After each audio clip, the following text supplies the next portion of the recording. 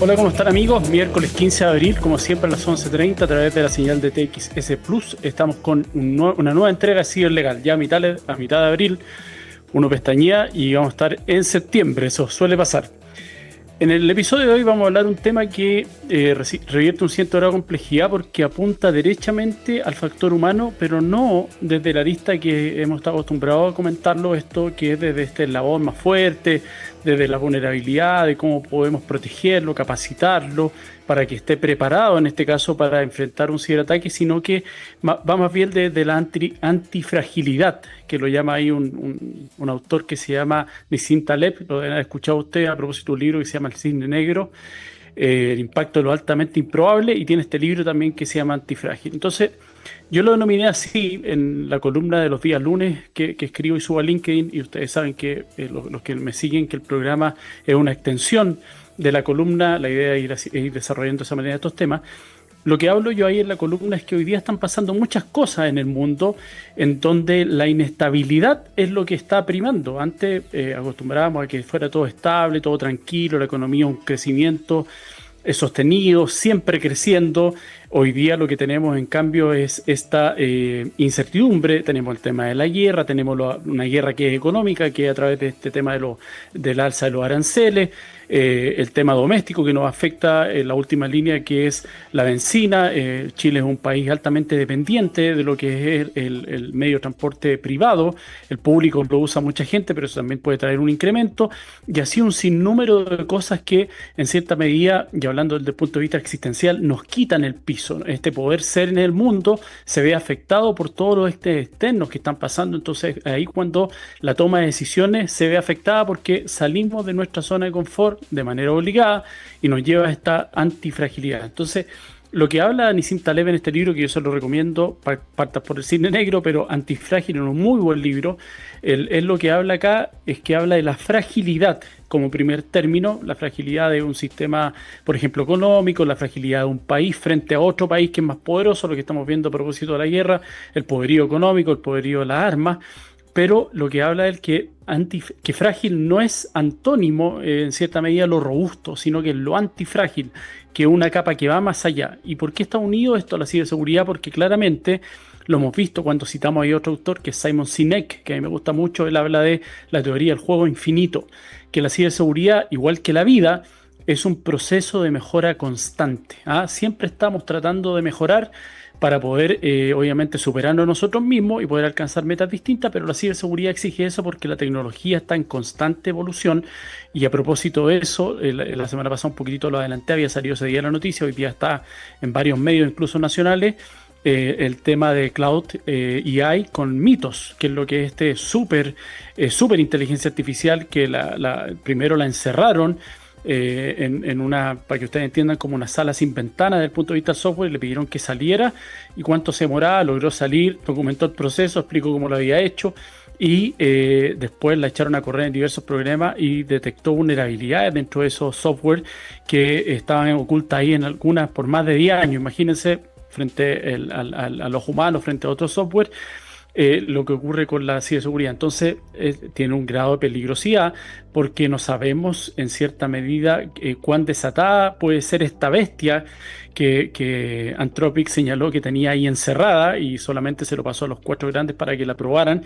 Pero incluso se juntaron con las 20 firmas más grandes de Estados Unidos. El secretario, en este caso de Comercio de Estados Unidos, se reunió con la banca, porque esto puede tener condiciones o consecuencias catastróficas si el software, esta inteligencia artificial logra independencia, anula el veto humano y se echa a correr o cae en las manos equivocadas, que muchos quieren tener, porque puede vulnerar bancos, robo de información de empresas, espionaje informático. Solo con una pasada del sistema puede quebrar cualquier sistema, es más que como una vulnerabilidad de 0 de ahí multiplicada por 100.000. Entonces, todo esto unido, imagínense la incertidumbre que hoy día, incluso para las empresas y de seguridad, que dicen: oye, si aparecen Mitos, me quedo sin pega, porque Mitos va a detectar la vulnerabilidad y las va a parchar, y además va a establecer un sistema de defensa mucho mejor que el que yo puedo con mis herramientas soportar. Entonces, es un cambio de paradigma y recuerden que en el caso de Uber, en el caso de las instantáneas de Instagram, no le preguntó a Kodak, no le preguntó a los taxistas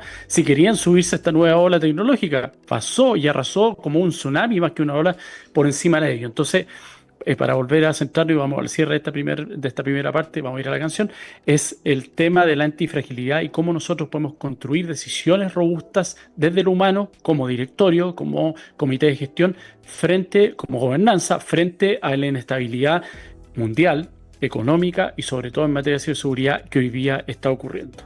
Vamos a ir al primer corte, una canción de Muse, Panic Station, para que no cunda el pánico, como decía Chespirito. Nos vemos a la vuelta.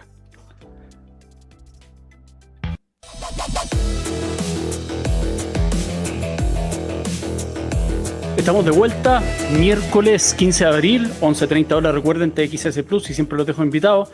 Yo comparto el link de todas maneras cuando ya está arriba el programa, pero está en el podcast, en la página de TXS Plus, pueden encontrar todos los programas, todos súper interesantes, y está también Sigue Legal ahí, lo pueden escuchar, están todos los capítulos de este año. O sea, en el YouTube nuestro están los del 2023, si a alguien le gusta lo más vintage. Ya, estamos de vuelta hoy día hablando desde el punto de vista de la inteligencia artificial, el directorio, todo lo que está pasando. Citamos la semana pasada ahí un estudio del Instituto de Directores en Chile, particularmente, que hablaba que el 91% de los directores tenía conciencia de la importancia y la relevancia que tiene la inteligencia artificial hoy día, no solamente a nivel educativo, en el negocio, en el mundo, sino que en la empresa en particular, porque puede automatizar procesos, eso obviamente ahorra recursos, que es lo que es el principio general de la tecnología. Esa es su máxima, es maximizar procesos para ahorrar recursos. Esa es como la línea final, si uno quiere hacerlo explicado en simple. Pero el 51% también reconocía a su turno que no sabía en profundidad cómo funcionaba o qué hacer con ella. Hay muchas cosas que ocurren. Hemos visto, de hecho, a propósito de estudios, reportajes o casos que han aparecido en las noticias que son delirantes, porque si uno ocupa mal la inteligencia artificial, que la hace complaciente, por ejemplo, un ChatGPT, uno termina siendo el segundo Einstein o el Einstein de esta era, porque la inteligencia artificial suele ser complaciente, sino que al final es mi perrito al cual yo estoy conversando permanentemente. Por eso es bueno educarla en cierta medida. Primero, cómo nos vamos a tratar, qué es lo que quiero que me digas, dónde quiero que busques las fuentes.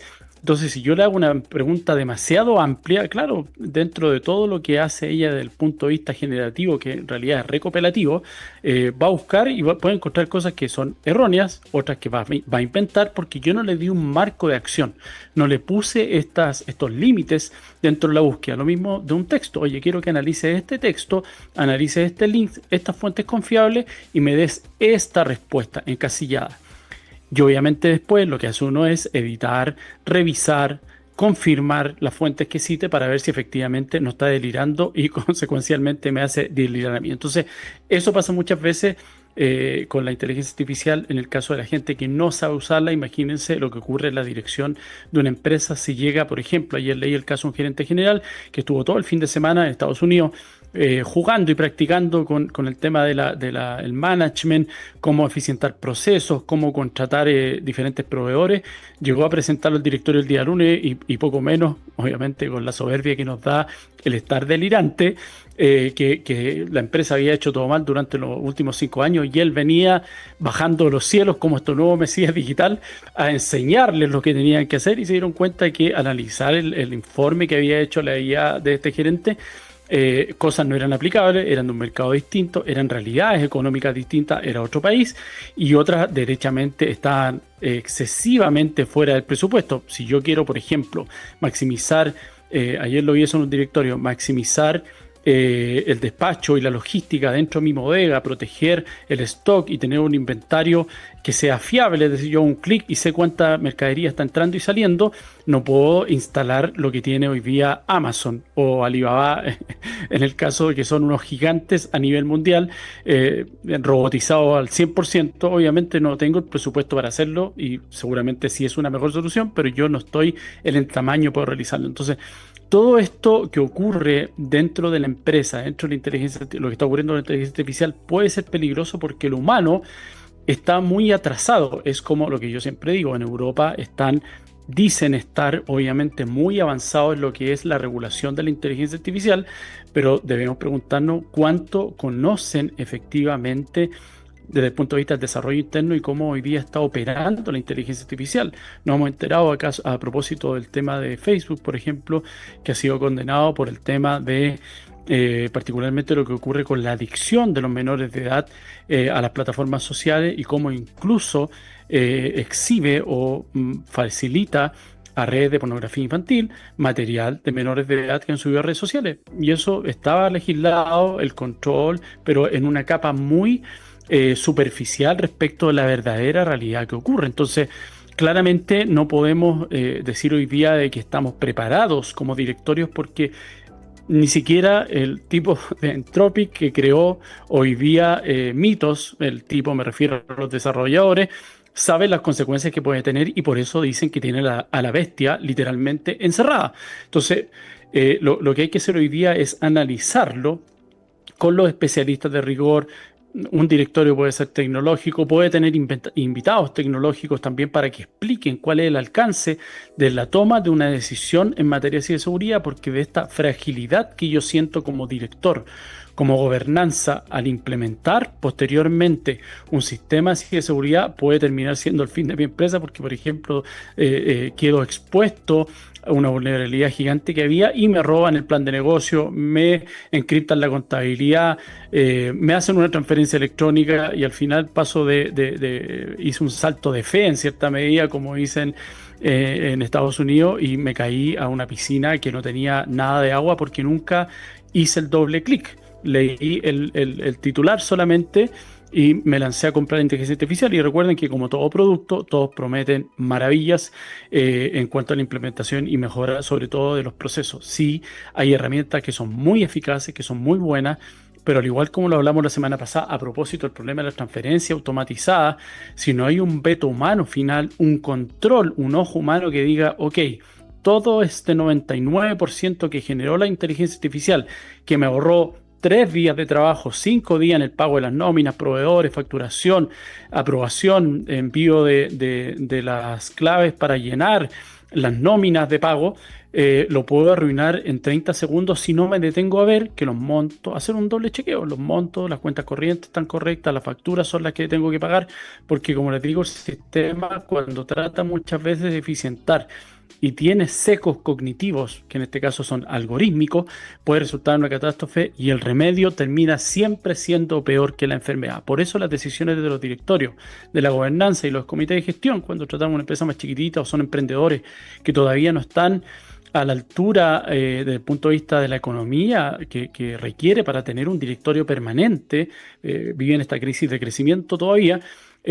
claramente pueden hacerlo y tienen que informarse, ya sea con un invitado, un especialista en ciberseguridad, alguien que realice un informe, alguien que lo consultar o como lo expuse yo de hecho en la columna con un coaching, un uno a uno, puede ser un coaching de inteligencia artificial que me ayude a navegar, me suba a la tabla de surf y primero surfemos juntos para yo empezar de a poquitito a adentrarme en olas más grandes porque les insisto, mitos puede ser para la humanidad, para el mundo.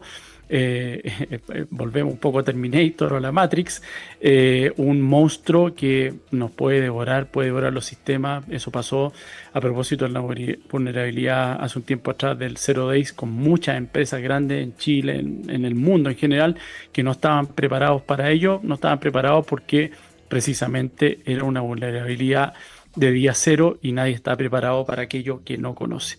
Pero sí debo como directorio, como gobernanza, tomar todas las medidas para actuar lo más preparado posible de acuerdo a las circunstancias que existen hoy día. Eso es lo clave para poder ser un buen director, una buena gobernanza desde el punto de vista de la responsabilidad fiduciaria que yo tengo.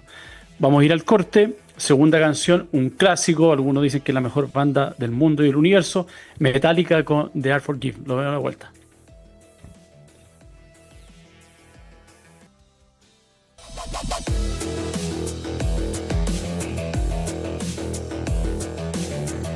Estamos de vuelta ya para el cierre de este programa ciberlegal. De lo bueno poco, dicen, se pasa volando siempre el programa.